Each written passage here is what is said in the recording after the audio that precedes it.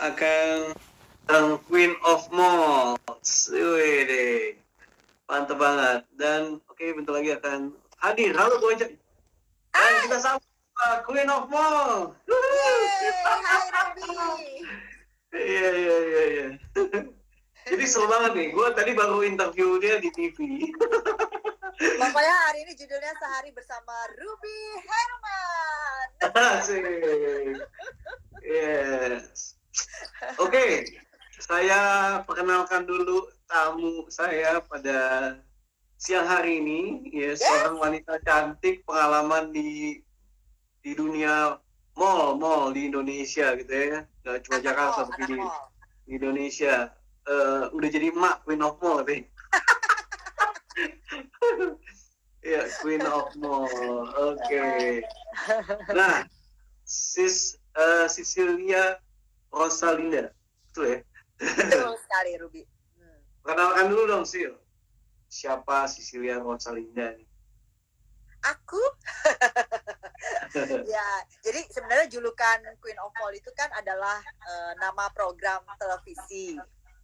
Bersama dengan Transvision. Jadi kita mau bikin, waktu itu idenya kenapa Queen of Mall, mau bikin satu program televisi yang bisa memberikan informasi nih untuk masyarakat Indonesia mengenai apa yang update di mall-mall di Indonesia. Kita mulai dari mall yang ada di Jabodetabek dulu nih gitu. Nama programnya apa ya yang catchy gitu, yang gampang diingat gitu. Ya udah, akhirnya punya ide ya tersiratlah nama Queen of Mall gitu. Itu namanya tuh powerful banget gitu. Nama program. Iya, nama programnya powerful banget, keren banget. Udah lama juga ya? Udah berapa episode nih? Kita kemarin produksi 7 episode. 7 episode. Ya, tapi kemudian tertunda untuk produksi selanjutnya karena adanya badai wabah COVID-19. Jadi kita tunda dulu gitu. Oke, jadi topiknya hari ini yaitu update mall ya. Yes. Update mall zaman now. Update di mana mall itu udah menjadi bagian hidup semua orang di Jabodetabek dan Indonesia, ya kan? Bener banget. Terus sekarang tiba-tiba kita nggak bisa keluar rumah, boro-boro nge-mall. Ini banget. Sebelum kita masuk topik, kita sapa-sapa dulu nih. Ya kan? Wah, ada Pak Budi Exalura, ada Marslin. Wah, ini biasa. Makin lama makin ramai. Makin hangat ya, makin hangat. Makin hangat. Ada ID Market, ya kan? Tadi ada Joy Chandra tuh catering. Nanti gue mau interview dia juga lah. Kapan pengaruh catering gimana?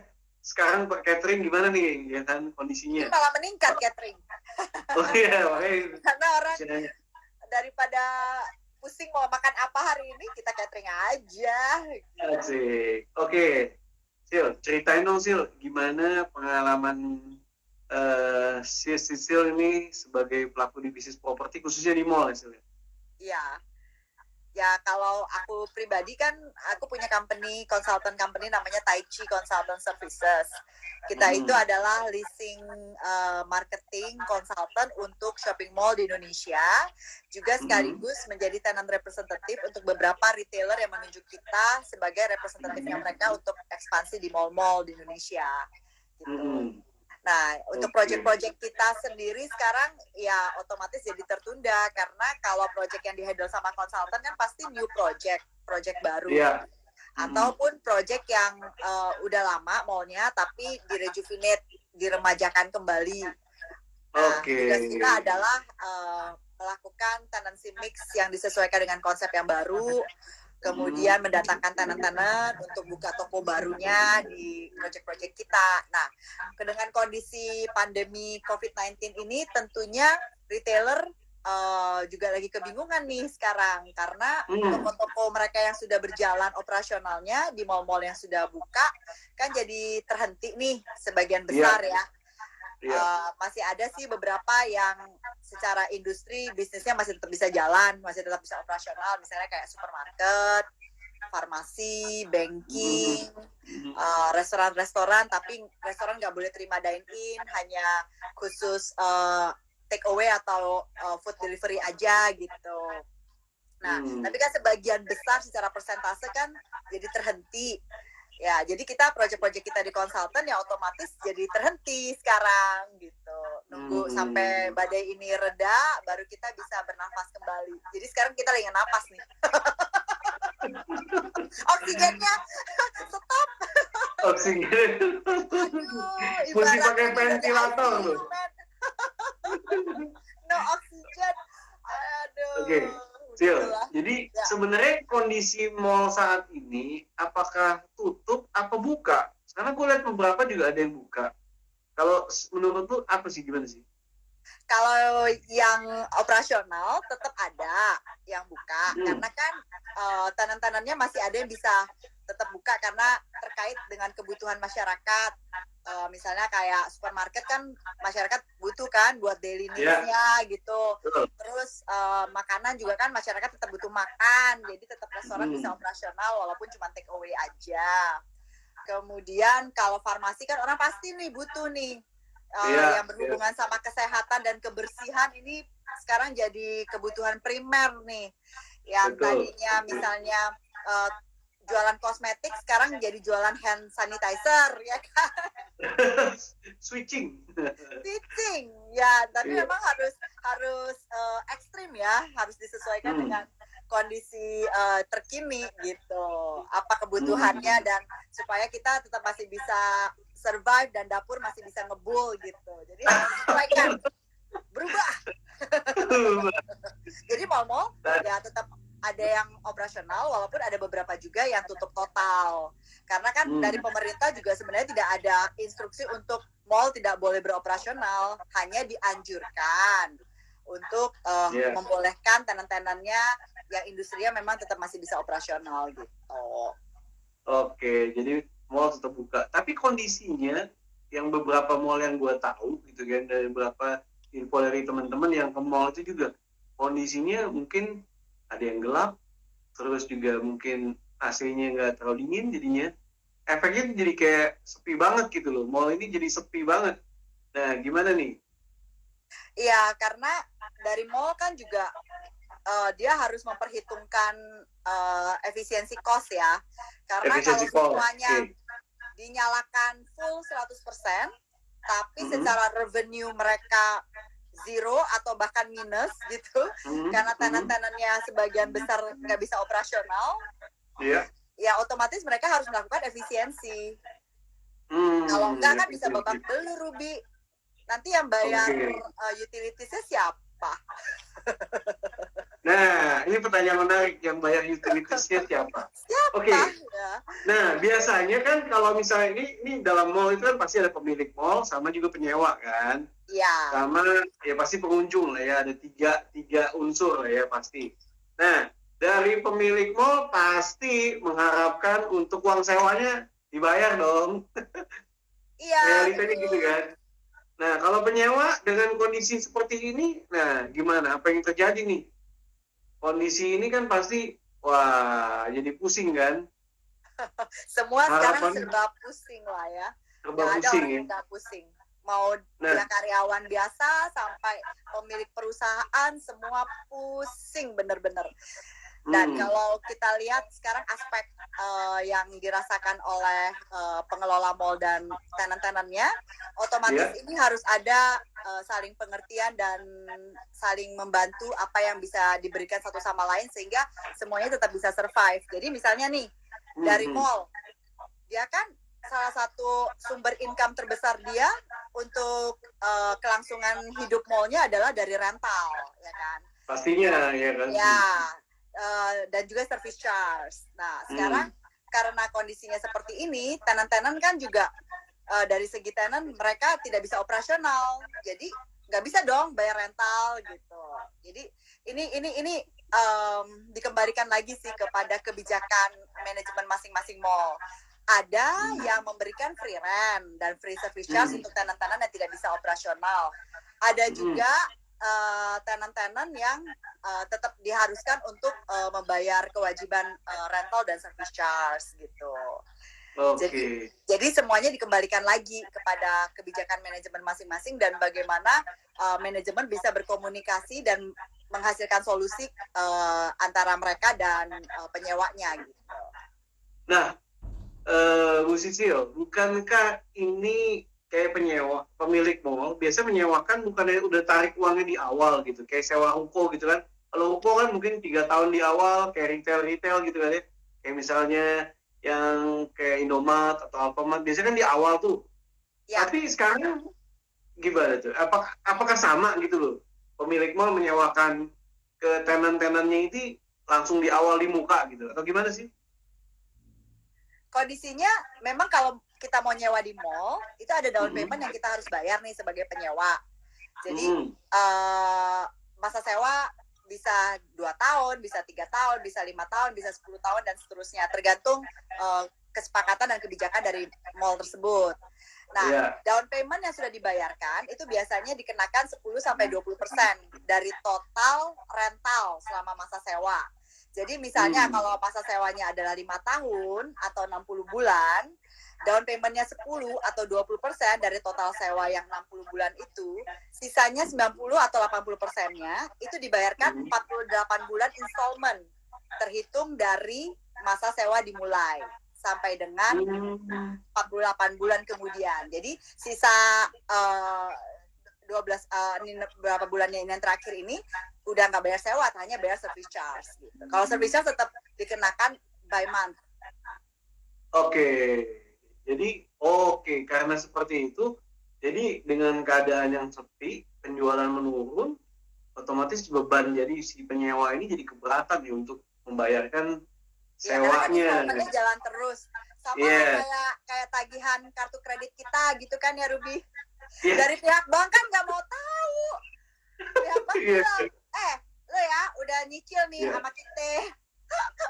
Tiap bulan tetap harus bayar. Kita kan nggak bisa bilang ke bank, bang, aku bulan ini gaji dipotong atau bahkan nggak gajian. Ya bank kan nggak mau tahu gitu.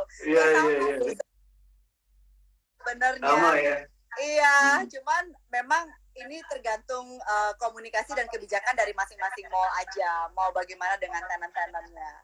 Tapi in the meantime, banyak hal juga yang bisa dilakukan baik oleh pihak manajemen mall maupun dari pihak penyewa supaya mereka tetap bisa survive. Misalnya dari pihak mall bisa membuat satu marketplace baru atau aplikasi baru untuk tenan-tenan mereka yang bergabung di mallnya mereka untuk tetap si tenan-tenannya ini bisa tetap melakukan transaksi, bisa tetap dapat revenue gitu kan. Ini kan salah satu terobosan baru juga yang bisa dilakukan oleh mall misalnya. Dan ini dilakukan oleh salah satu contohnya Central Park sama Neo Soho nih, Agung Podomoro. Mereka udah bikin satu aplikasi baru khusus untuk tenan-tenan yang bergabung di mall mereka. Nah, dari pihak penyewa pun sebenarnya tetap bisa dengan mengaktifkan e-commerce-nya mereka. Sehingga mereka nggak benar-benar zero pendapatannya gitu. Jadi mall secara virtual kesannya? Iya, mall misalnya secara virtual kan juga bisa. Tadi kita bahas kan yang di acara TV-nya Ruby. Iya. Ada crazy idea. Bisa kita terapkan gitu. Iya. Bisa jadi solusi buat para di bisnis mall ya kan? Iya, tapi kan kalau virtual mall kan benar-benar ya mall yang belum ada tapi tenan-tenannya kayak model Tokopedia gitulah ya. Tapi ini kan masalahnya mall-mall kita udah ada fisiknya semua. Nah, gimana caranya supaya si tenan-tenan yang udah menyewa di sana tetap bisa melakukan transaksi dan tetap ada traffic pengunjung, baik itu pengunjung secara fisik beneran datang ke mallnya maupun secara virtual gitu. Kita tadi bahas kan, kita ngambil ide dari yang dilakukan oleh Taman Safari Indonesia. Taman Safari Indonesia. Iya. Kebayang nggak sih PSBB begini ya kan? Orang nggak boleh keluar rumah, boro-boro ke kebun binatang. Keluar rumah aja nggak bisa gitu. Nah, kebun binatang ini kan binatang-binatang kan hidup harus tetap makan. Gimana kalau tidak ada pendapatan? Jadi si Taman Safari ini idenya bagus banget. Mereka kreatif virtual. virtual jadi ya. kita sebagai pengunjung tetap mau ke Taman Safari Indonesia, bisa beli tiket by online, kemudian kita tetap bisa Kasih makan. menikmati pemandangan di Taman Safari itu, tetap bisa berbincang-bincang dengan penjaga hewannya. Si penjaga hewan juga tetap bisa mempresentasikan kondisi hewan-hewan di sana seperti apa. Ini bisa kita implementasikan juga nih ke gaya hidup mall zaman now. Zaman now ini orang-orang nggak boleh keluar rumah nih sekarang. Misalnya, gitu. Apalagi kan banyak mall-mall yang punya database kuat lah ya. Ya pasti, apalagi mereka-mereka yang sudah bikin database dan udah punya membership, ya kan. Terus selama ini udah ada kerjasama dengan konsultan CCTV yang mereka udah tahu nih demografi pengunjung dan sebagainya. Nah itu akan lebih memudahkan lagi untuk mereka teruskan di e-commerce gitu. Iya, jadi bisnisnya tetap jalan terus ya kan. Secara untuk tenan-tenan juga bisa tetap jualan karena mall yang mendukung kan sebagai penggerak dari e-commerce ya, benar. Jadi emang beberapa mall sudah melakukan ini ya. Yang Ibu Sisil tahu apa aja? Saya terapak yang Soho. Apalagi Bu? Yes. Selain itu apalagi sih, Ibu Sisil? Tadi Central Park udah melakukan ini. Neo Soho juga yang untuk e-commerce-nya. Agak putus-putus nih kayak jaringannya ya. Jadi selain tadi Central Park dan Neo Soho, ya, mall mana lagi yang udah melakukan e-commerce tadi? E-commerce khususnya di mall? Kurang pasti sih ya, daripada nanti salah sebut. It's just an idea sih bahwa ini very brilliant. Dan memang kan di zaman milenial ini kan semuanya orang udah go online gitu. Tapi karena culture masyarakat Indonesia itu senangnya ngumpul, senangnya ketemu gitu. Makan nggak penting, yang penting ngumpul gitu kan. Nah makanya mall-mall di Indonesia tetap akan sejahtera gitu, tetap akan maju. Sebab orang kita itu senangnya ngumpul, nggak senang hidup sendiri. Asik. Jadi mall tetap akan bertumbuh sih ke depannya di Indonesia ya. Gitu. That's good. Gini loh, Sil. Kemarin ini gue sempat dapat quote ya dari WA gitu ya. Di China, walaupun keadaannya lagi seperti ini gitu kan ya. Jadi mereka menciptakan pariwisata online. Sama tuh seperti tadi tuh, kayak mirip Taman Safari ini sama. Ini sama, ya kan? Tinggal mau masuk kemana dia ada bayar berapa, dan kita bisa menjelajahi kayak virtual gitu. Secara jadi kesannya lagi ini. Nah, tinggal bagaimana rame-rame gitu. Jalan-jalan rame-rame. Tapi ini jadi kita mau beli baju gitu kan, misalnya ke toko fashion grupnya Delami misalnya, ya kan? Tinggal kan size-nya udah tahu. Tinggal lihat modelnya, warnanya. Terus ditunjukin nih ada model baru apa, tapi ada pengalamannya, bisa ngobrol nih sama SPG-nya gitu. SPG tetap bisa kerja, bisa jualan. Tinggal teknologinya aja nih, gimana caranya supaya bisa nyampe nih ke customer. Nah, makanya orang-orang IT sekarang lagi laku-lakunya nih harusnya. Karena ilmunya kan lagi ya. Iya. Oke. Jadi juga untuk kondisi saat ini di dunia mall ini buka, tapi keadaannya juga agak sulit ya. Buka tapi keadaannya agak sulit ya. Iya. Dan butuh koordinasi nih antara pemilik sama penyewa ya, untuk lebih bagus untuk gimana nih cara solve the problem gitu ya. Tadi kan menurut Sisil kan seperti itu ya. Kalau menurut Sisil gimana nih kalau untuk penyewa, bagaimana cara beradaptasi nih? Nah, ini adalah kemampuan beradaptasinya. Skill untuk beradaptasinya lagi diuji banget nih kita semua ya. Nah, penyewa ya otomatis akan terjadi banyak efisiensi sebenarnya. Karena semuanya jadi remote ya. Mereka nggak harus secara fisik mengunjungi toko-tokonya semua, tapi mereka bisa kontrol dari mereka punya kantor pusat misalnya. Nah, kemudian si program training pun sekarang nggak usah secara fisik ketemu lagi. Misalnya mereka punya toko di provinsi seberang gitu kan, mereka bisa bicara pakai kamera, pakai conference gitu, conference call kan, semuanya sekarang secara teknologi udah disediakan sebetulnya, tinggal dimaksimalkan aja. Ya, kayak tadi memang yang tadinya mungkin gaptek, termasuk aku gaptek gitu, ya sekarang mau nggak mau harus melek teknologi. Karena semuanya dikondisikan seperti ini sekarang. Iya, khususnya untuk para penyewa tenan yang mau ini mesti melakukan efisiensi dan juga harus melakukan terobosan ya, untuk pasti untuk intinya kan jualan ya. Iya. Selain efisiensi ujung-ujungnya revenue gitu kan. Ujung-ujungnya duit, apalagi ya, kita mau masuki sebentar lagi udah mau masuk ke bulan puasa ya. Dan habis bulan puasa ya kan. Iya, khususnya high season. Nah, ini juga harus gimana nih peluang-peluang yang bisa didapatkan gitu ya. Yes. Oke. Sil, kalau dilihat kondisi seperti ini, ya kan, lu punya pengalaman nggak? Atau lu kan sebagai konsultan nih, sebagai media penengah nih antara pihak mall sama tenan-tenan gitu kan ya.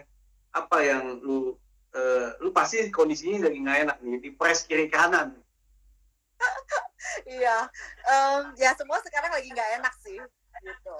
Nggak ada yang enak lah, ya kan. Hanya mungkin bagaimana semua orang menyikapinya aja yang itu yang menentukan hasilnya nantinya. Seperti tadi kata Pak Budi yang ex-Zalora, beliau langsung menanggapi tuh ide kita, Ruby. Gimana? Dia bilang, oh boleh juga tuh virtual mall ya. Jadi nanti katanya Sisil disuruh jalan-jalan ke mall, kita belanja lewat Sisil. Atau pakai kamera. Just tip dong, Phil. Just tip virtual. Nah, konsultan seluruh Indonesia mungkin ini ide bagus ya, kita aja yang jalan-jalan gitu. Iya. Karena kan konsultan sekarang kita juga lagi mati suri nih ceritanya. Belum ada yang bisa kita lakukan untuk proyek-proyek yang sudah kita handle ya kan. Iya, kayaknya gue mesti kumpulin konsultan kita bikin di acara TV gitu ya, cari terobosan. Iya, just tip. Iya. Ide baru lagi tuh, just tip tuh. Oke. Kita baca pertanyaan ya. Tadi ada beberapa pertanyaan gitu kan ya. Tadi saya lupa nih. Nah, Sil, tadi aku lihat ada pertanyaan yang gini nih. Bisa nggak tenan ubah usaha dari awalnya mungkin jual pakaian tapi jual sembako? Wah, gimana menurut Sisil nih? Ini dari Lucius. Tadi awalnya mungkin jual pakaian tapi berubah jadi jual sembako biar bisa buka. Nah, silakan dari konsultan yang deh. Gimana tuh Sil? Awalnya jual pakaian, fashion gitu, bayangin situ. Fashion, ubah, switching jadi sembako. What do you think? Nah, kalau di mall itu, the problem is in the mall, itu kita sudah ada yang namanya tenancy mix. List mall ya. Iya, list. Trade center pun yang semuanya unitnya dijual, itu pun punya zoning sebetulnya. Oke. Ya, cuman kadang-kadang tenan-tenan yang di trade center ini agak-agak sulit untuk dikontrol nih. Kadang-kadang ada yang begitu, ada juga yang tertib gitu. Nah, kalau untuk list mall itu semuanya sudah tercantum di dalam agreement. Jadi apapun barang jualannya, mereknya apa, macamnya kayak gimana, semuanya itu sudah tertuang di agreement. Jadi nggak bisa sembarangan diganti, kecuali ada kesepakatan lain dengan pihak manajemen, mereka bisa menyetujui, it's okay gitu. Tapi sejauh tidak ada persetujuan dari pihak pengelola, mereka tidak bisa secara otomatis mengganti barang jualannya. Seperti itu. Karena kalau nggak kebayang dong, tiba-tiba semua orang jualan bakso gitu. Jualan masker. Jualan hand sanitizer. Hand sanitizer-nya. Gitu kan ya. Iya. Kalau fashion yang punya masker gitu. Oke, ada pertanyaan lagi dari Dipta Hima 88. Apakah masa sewa harus bisa oper lainnya, tapi sewa ruko sebelahnya? Misalnya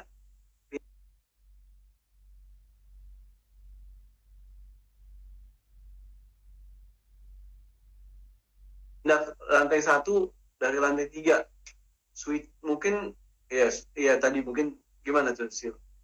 Apakah masa sewa susah kan juga ada ya masa balik? fitting out, ada desain Iya, yang iya. harus disetujui. Iya. Ya. Ini nggak benar. Bukan sewa Iya, ruko benar. sih. Iya.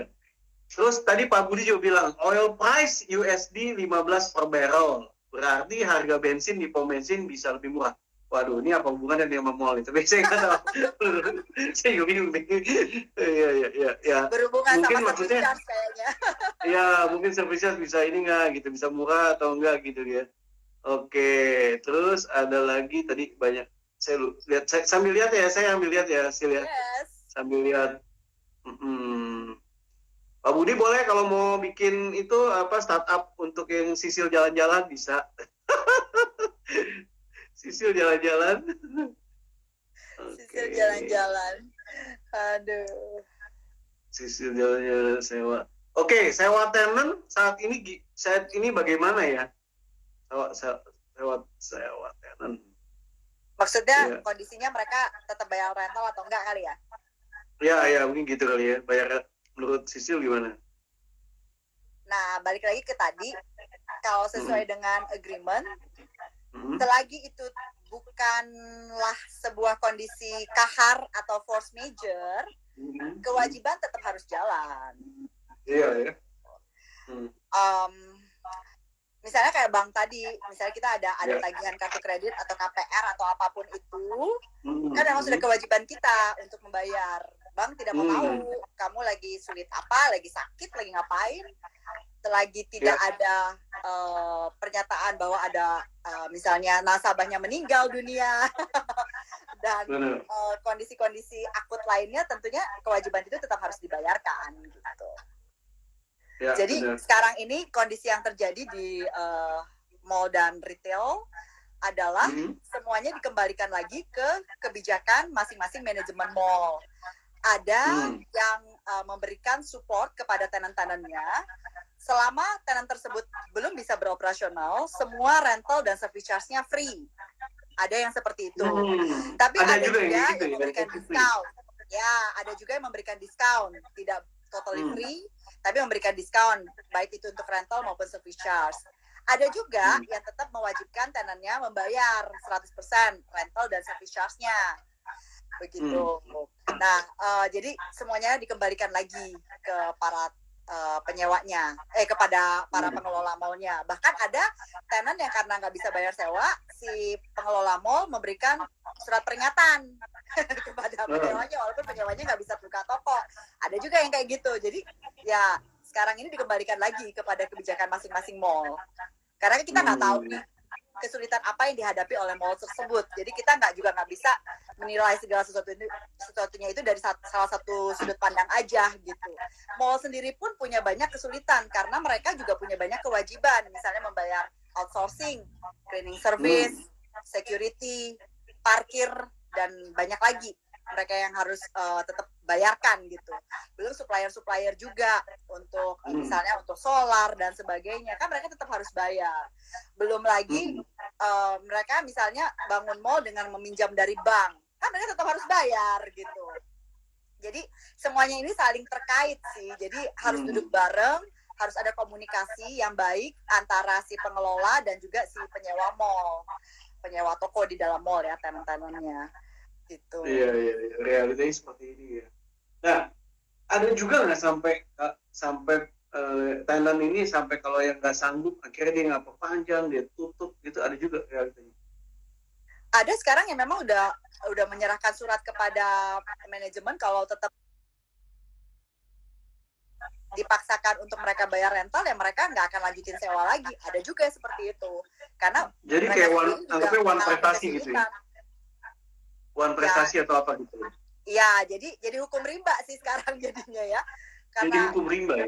Iya, karena tenant nggak bisa bayar Maksudnya untuk perusahaannya aja dia juga mengalami kerugian yang cukup besar dan tidak ada cukup cash flow untuk menutupi itu. Sementara income baru tidak terjadi, ya otomatis mereka nggak punya kemampuan untuk bayar sewa kepada pihak mall. Ya mau bagaimana gitu kan. Makanya di situasi sulit seperti ini harus terjadi kekompakan dan kerjasama yang ekstra antara manajemen mall untuk mengkomunikasikannya kepada penyewanya. Apa nih solusinya? What can we do? Gitu. Jadi sekarang kata kuncinya adalah what can we do? Supaya kita semua bisa survive. Karena kalau cuma punya prinsip gak mau tahu ya susah juga ya gitu. Ya, karena ya tadi berkaitan semua ya. Iya, saya kemarin ada bincang-bincang juga sama beberapa retailer. Ada beberapa juga dari mereka, untuk beberapa mall mereka sulit komunikasi. Jadi otomatis, waduh gimana ya, kita nggak bisa bayar sewa, terus gimana gitu. Mereka tetap maksa. Tapi ada juga mereka yang bilang, oh kalau mall A, mall B, ini saya bisa ngajak komunikasi, pasti mereka mau bantu. Nah itu loh, jadi esensialnya adalah hubungan baik antara si mall sama si tenant. Sebab bukannya tenant nggak mau bayar sebetulnya, tapi minta pengertian. Ini apa yang bisa dibantu nih oleh manajemen mall terhadap usaha kami. Gitu. Karena kita kalau di mall itu adalah partner ya, antara manajemen mall dan penyewanya itu adalah partner sebenarnya. Jadi bukan sebutan landlord itu sebenarnya kurang tepat untuk saat ini ya. Harus menjadi partner sih karena semuanya saling membutuhkan sebetulnya. Mall butuh tenant, tenant juga butuh mall untuk mereka exist dan bisa dapat revenue gitu kan. Jadi ini adalah kebutuhan kedua belah pihak. Jadi harus terjalin hubungan yang mesra, harmonis, nggak bisa menang sendiri. Nah ini bagaimana caranya supaya semuanya bisa saling membantu. Dari pihak mall juga sekarang lagi gencar meminta bantuan dari pihak pemerintah untuk bisa memberikan subsidi kepada mereka sehingga mereka punya napas lebih supaya bisa ada win-win solution juga nih. Ide bagus dari Pak Budi ex Zalora, ada cari solusi yang win-win ya Sil katanya. Jadi harus ada win-win solution antara pihak manajemen mall dan juga pihak penyewa gitu. Nah ya tadi kan kita udah ngobrol-ngobrol ya Sil ya, mungkin kita juga persilakan juga kepada audiens as the audience untuk boleh kasih as audience. Iya kan kalau juga. Mungkin ada sahabat saya juga tuh Pipi Chandra dari Super Karawaci. Hai Pipi. Halo. Ya bisa juga gitu. Mungkin kalau ada solusi atau apa gitu ya bisa tulis juga di komen. Ya nanti kalau misalnya saya sih lagi pikiran untuk ya bikin acara gitu seperti yang tadi saya bilang ya Sil ya. Ini perwakilan mungkin dari mall atau ada asosiasi kan bisa juga ya Sil ya. Asosiasi mall, terus ini juga dari untuk tenant-tenant ya, retailer gitu kan ya. Karena ini kan semuanya lagi ini ya.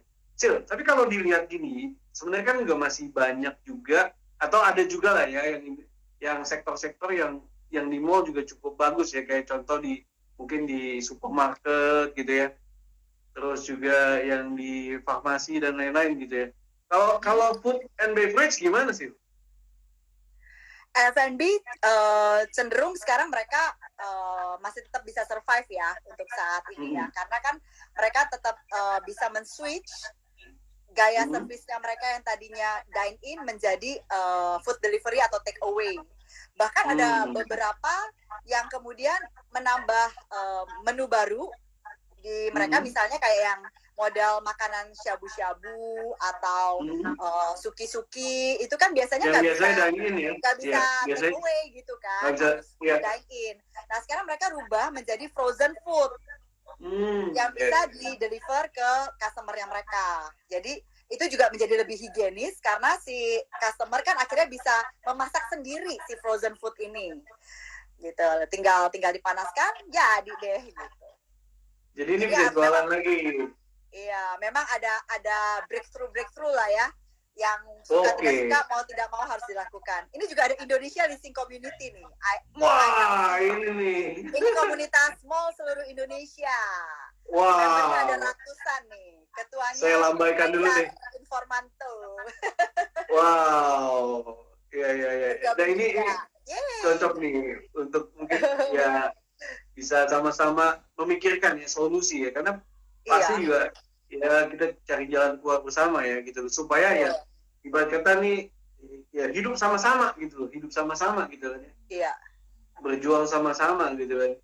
Iya ya. Mhm. Tapi kalau dari mungkin sisi lihat gitu, sebagai konsultan, sebenarnya kalau dari tadi mungkin bagian di leasing gitu ya, atau Iya.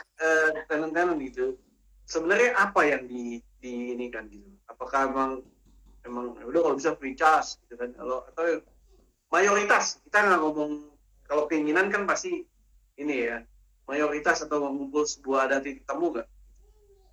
Ya kalau mau fair enough-nya adalah selagi tenan nggak bisa operasional karena memang kondisinya tidak memungkinkan secara uh, apa dasarnya adalah keselamatan dan kesehatan, otomatis sebenarnya harusnya dari pihak pengelola mall tidak memberlakukan rental atau service charge gitu. Tapi kita juga harus bisa mengerti kesulitan dari si pengelola mall, karena kalau demikian dia berlakukan sementara cash flow dia tidak cukup kuat untuk menanggung semua kerugian pada saat dia tidak ada revenue, tenan-tenan nggak bayar sewa dan service charge, maka akibatnya bisa fatal. Si pengelola mall nggak punya napas lagi untuk memperpanjang kelangsungan daripada operasional mallnya. Nah, apabila itu terjadi, kondisinya semua tenan juga akan dirugikan, karena dengan demikian si mall tidak bisa operasional, tenan-tenan juga kan nggak bisa jualan gitu. Jadi harus ada solusi bersama gimana caranya supaya si mall tetap bisa hidup, tenannya juga bisa tetap hidup gitu. Iya. Ini unik sih, unik. Ini perlu apa namanya, bicara dari hati ke hati. Heart to heart. Iya. Ini masalahnya kondisinya lagi panik, jadi hatinya itu agak panas gitu. Bisa emosi gitu ya, sih. emosi ya. Emosi gitu kan ya. Iya. Makanya mungkin ada sosok Sisil ini yang mendamaikan. Amin. Yang menjembatani ya, Sil. I wish. Iya. Ya, tapi saya yakin kok orang Indonesia itu akalnya banyak sekali. Kalau udah Perpintar. iya. Kalau udah mentok pasti muncul ya. Pasti ada aja akalnya, tinggal mau apa nggak mau aja, ikhlas apa nggak ikhlas aja gitu sih. Misalnya nih kayak semua tim manajemen mall, saya yakin mereka yang paling tahu apa yang harus dilakukan untuk mallnya masing-masing, karena kita orang Indonesia, kita punya mall di Indonesia, kita yang ngerti banget culture dan kebutuhan customer kita seperti apa gitu. So they must find the way, pasti bisa. Pasti bisa ya. Terus sementara yang tadi Sisil infokan atau kasih solusi ya tadi ya lewat e-commerce ya kan. Yes. Mungkin juga dari Indonesia Leasing Community tadi ya, mungkin ada juga program-program yang bisa diselaraskan dengan tadi para pemilik dari mall tersebut gitu ya. Yes. Oke. Silakan Sil, tadi mau ngomong juga. Tadi Pak Budi juga bilang buka-bukaan dompet. Apalagi nih, jadi Ruby, kita kan cara kita mendapatkan tenan di mall-mall di Indonesia khususnya ya, kita itu nggak mendapatkan tenan itu secara online. Jadi bukannya kita nggak kenal tenan kita. Jadi tenan kita mau sewa di mall kita itu, kita tahu persis siapa dia, orangnya kayak gimana, sederhana atau borju, terus dia udah punya toko berapa banyak dan sebagainya, itu kita kenal banget tenan-tenan kita.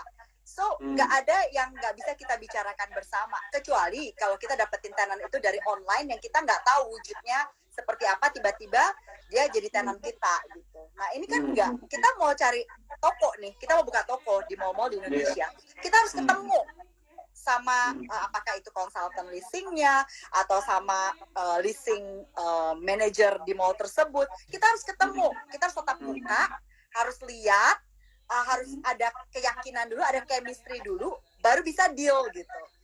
Jadi bukannya nggak kenal, kita kenal gitu. Jadi makanya semua pasti ada solusinya sih, tinggal siapa yang mau memberikan pengertian yang lebih baik aja supaya ada solusi ya, win-win. Ya, Sil, ini juga kan ini kan terjadi soal pandemi ini terjadi saat ini gitu. Kurang lebih ini kan hampir menuju 2 bulan ya, menuju bulan kedua ya. Yes. Ya kan. Udah lama banget tuh. Ya, flashback. Sebagai pelaku bisnis khususnya di mall, kan sebelum juga mungkin pernah mengalami mungkin force major ya kan, kayak misalnya ada musibah dan lain-lain gitu, bencana alam. Nah, apa yang dilakukan? Mungkin apa yang waktu itu Sisil kan lebih di dunia permolan gitu kan ya? Iya. Apa yang dilakukan mereka berdua? Nah, belajar dari pengalaman yang sudah terjadi ya, I think semua orang terutama manajemen pengelola mall itu udah pasti sangat memahami apa yang harus dilakukan pada saat terjadinya force major. Misalnya contoh ketika tahun 98, waktu itu saya bergabung di Lipo Supermall yang kemudian berubah menjadi Supermall Karawaci saat ini, salah satu mall terbesar di Tangerang. Kebetulan ada Pipi yang lagi bergabung di sini, jadi gue puji-puji dikit mallnya.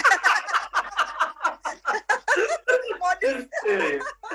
Nah, waktu itu kan terjadi kerusuhan. Nah, salah satu mall yang habis-habisan pada saat itu adalah Supermall Karawaci ya. Nah, itu kan benar-benar force major. Dan waktu era tahun 98, itu belum banyak tenan-tenan yang punya kesadaran untuk membeli asuransi ya untuk proteksi kondisi kahar atau force major. Nah, pada saat itu aku witness sendiri karena aku waktu itu udah bergabung di sana. Itu tenan-tenan banyak sekali yang kolaps pada saat itu karena semua kerugiannya harus mereka tanggung sendiri. Jadi ini kalau lebih parah lagi, waktu itu lebih parah ya, barang-barangnya parah banget, yes, karena waktu itu belum ada kayak kebutuhan pentingnya apa sih beli asuransi yang melindungi force major gitu.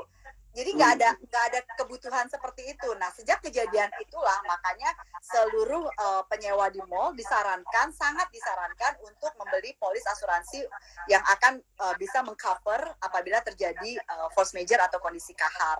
Nah, pada saat itu banyak sekali orang yang collapse. Saya ingat sekali ada satu tenan jual elektronik, dia sama sekali nggak punya asuransi untuk memprotek force major.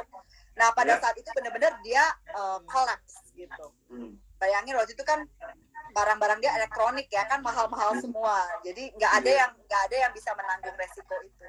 Nah, apabila force major itu terjadi, tentunya dari agreement yang telah disepakati oleh kedua belah pihak antara penyewa dan pemilik mall, apabila terjadi force major, maka tanggung jawabnya bukan tanggung jawab pemilik mall lagi gitu. Jadi itu sebenarnya sepenuhnya adalah tanggung jawab si tenannya sendiri gitu. Nah, ada lagi kondisi force major misalnya pada saat tsunami di Kota Palu. Nah, salah satu proyeknya kebetulan proyek aku itu Mall Tatura di Kota Palu. Pada saat terjadi tsunami, otomatis bukan tanggung jawab mall untuk mengganti kerugian yang dialami oleh tenan-tenannya. Nah, sekarang kondisinya si Mall Tatura ini mereka demolish gedungnya semua, mereka bangun baru lagi dengan agreement baru dengan tenan-tenan baru gitu. Jadi agreement lama sudah tidak diberlakukan lagi. Nah, itu kalau force major. Tapi kalau kondisi kita yang saat ini kan belum ada ketetapan bahwa ini adalah force major. Jadi ini makanya masih jadi perdebatan seru antara manajemen mall dengan penyewanya. Sebab belum ada yang menyatakan bahwa this is force major, so everybody dibebaskan dari semua tanggung jawab dan kerugian gitu kan. Belum ada keputusan seperti itu. Jadi inilah yang makanya masih dikembalikan lagi kepada kebijakan mall masing-masing. Apakah mereka membebaskan sewa dan services untuk tenannya atau tetap menagih.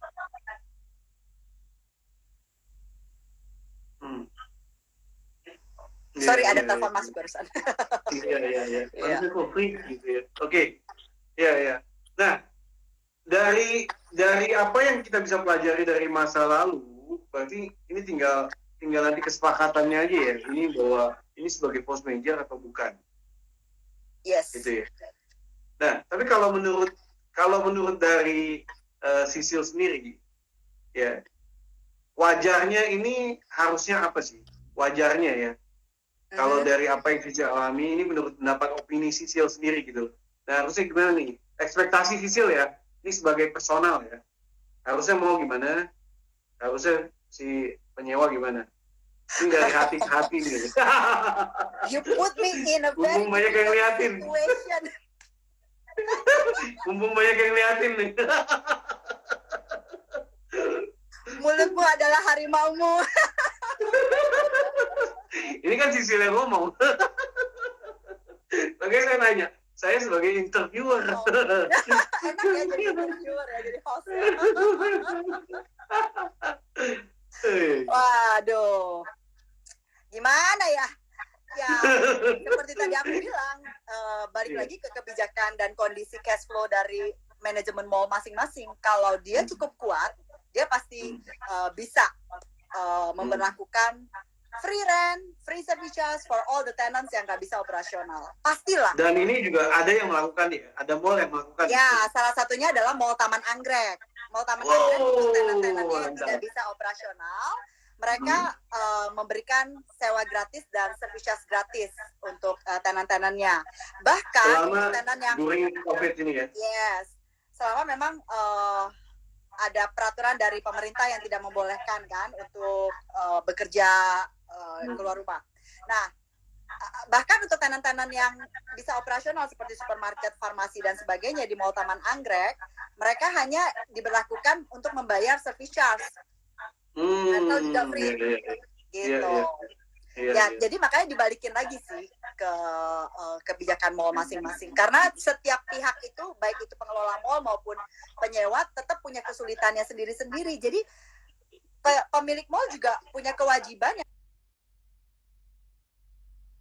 mereka harus bayarkan, utilities, outsourcingnya kan banyak tuh, dia ada cleaning service, ada parkir, ada security, banyak yang mereka harus tetap bayarkan gitu kan kewajibannya. Kalau tidak ada revenue dari tenant, mereka mau bayarnya dari mana kalau cash flow-nya nggak kuat?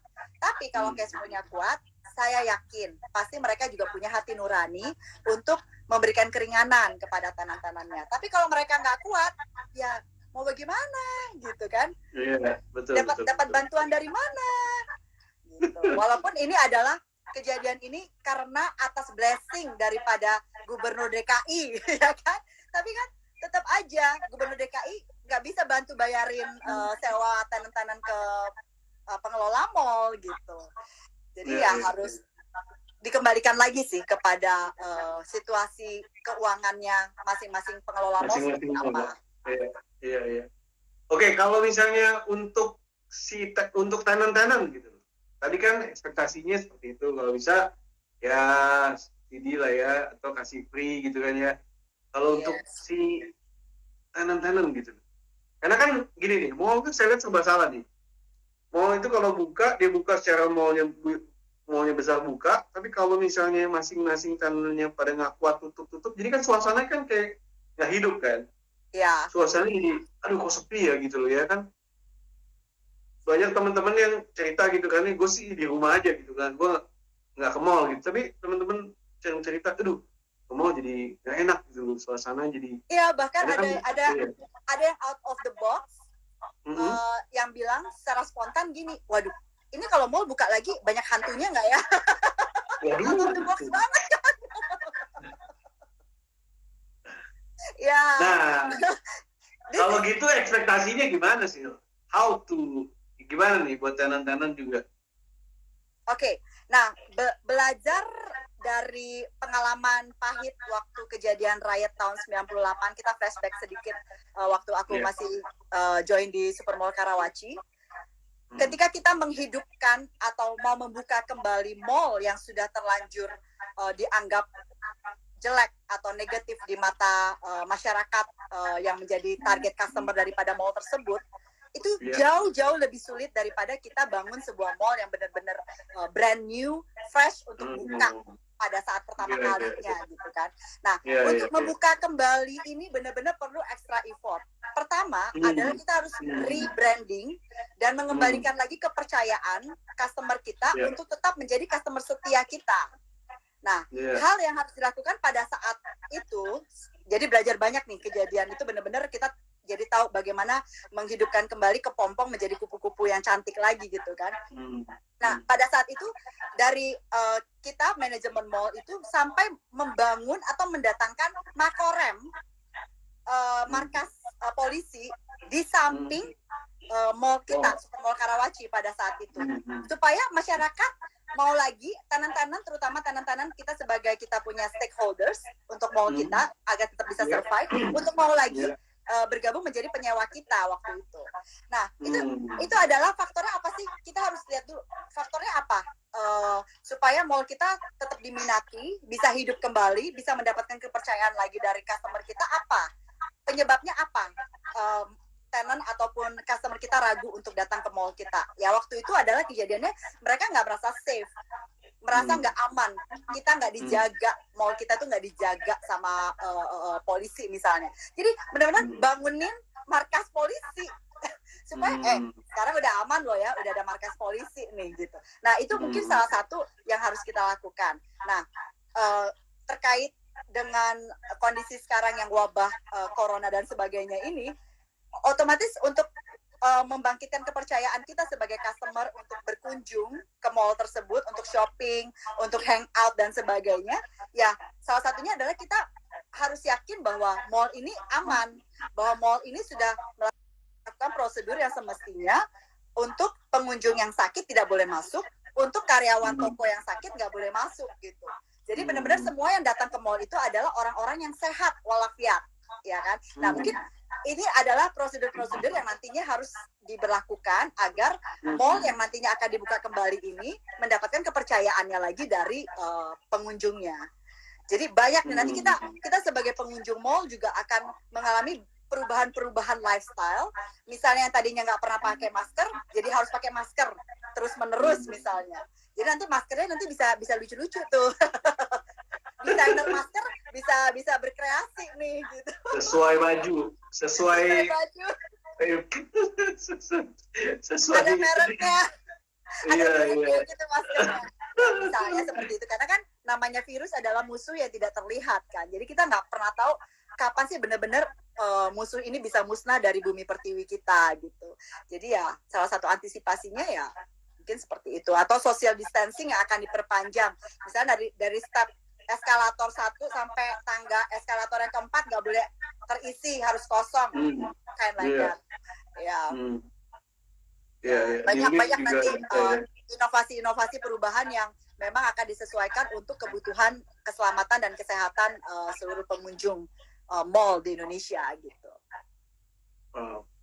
Oke. Nah, kalau menurut Sisil sendiri, ya kan, dengan kondisi seperti ini, ya kan, nah, terciptanya sebuah komunikasinya ini, masing-masing kayak yang punya tenant ini tetap mau terbuka nggak, Sisil?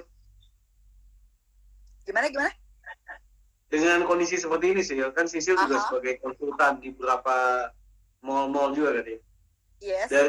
Dari kondisi segini, nah, masing-masing yang owner mall ini mau terbuka nggak sih dengan keadaan, atau juga bagaimana bikin semuanya ya bisa sama-sama win-win solution gitu? Jadi ada beberapa manajemen mall yang tetap melakukan komunikasi nih dengan penyewanya ya. Jadi mereka bikin surat atau mereka bikin Zoom meeting dengan grup-grup tenant dan sebagainya untuk mengupdate situasi dan juga apa yang bisa kita sama-sama lakukan nih agar semuanya bisa survive gitu. Jadi kalau dari penyewa sendiri ya mau nggak mau sekarang juga harus saling terbuka. Kalau memang mereka masih bisa membantu si mall. Jadi gini, mereka udah jadi penyewa mall ini misalnya udah 2 dekade, ya kan?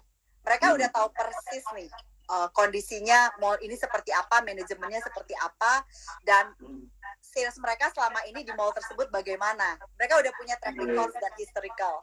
Nah, otomatis kita nggak bisa, kita kan nggak bisa dong cuman melihatnya karena kondisi sekarang nggak ada revenue, that's it, gue nggak mau bayar sewa misalnya. Iya, padahal COVID-nya sebelumnya kan udah wow gitu kan ya. Mereka udah ada nih historicalnya, track record-nya. apakah selama ini mereka bisa komunikasi dengan baik dengan pengelola mallnya, manajemennya helpful nggak, talkative nggak gitu.